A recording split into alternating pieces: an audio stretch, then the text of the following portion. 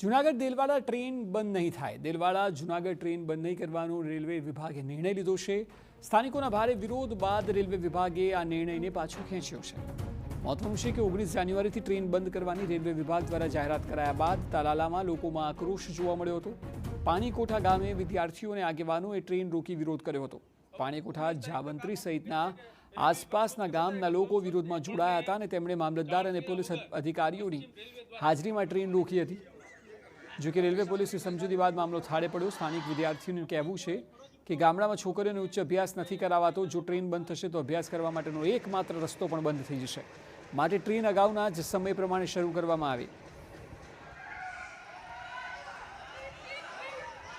અત્યારે ટાઈમ ફેર કરે છે તો અમારે એમ કહે છે કે જવા ટાઈમ ફેર છે, આવવાનું અમારે ચાઈથી સ્કૂલે પછી કેમ જવું? તો અમારે એક તો મમ્મી પપ્પા ભણવા પણ નથી દેતા, તો ટ્રેનનો ટાઈમ બદલી જાય તો અમારે શું કરવાનું? ટ્રેન બંધ થઈ જાય તો તમારા એના માટે બીજો કે રસ્તો ખરી આવવા માટેનો? ના, અમારો કાંઈ નથી. અમે હાલીને આવીએ તો અમારે સાવધ દીપડાની ડર લાગે તો અમારે આવવું શું? અમને પકડી જાય તો અમારે શું કરવાનું? એમને કોઈ પણ જાણ કર્યા વગર આ ટ્રેન બંધ કરી દેવામાં આવી છે.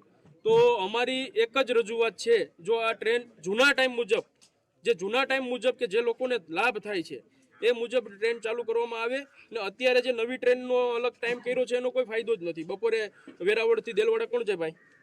એટલે અમારી એક રજૂઆત છે અમારા ગામ લોકો વતી કે ભાઈ આ ટ્રેન ચાલુ રાખવામાં આવે, જેથી કરીને કોઈનો અભ્યાસ ના બગડે, કોઈના ધંધા ના બગડે.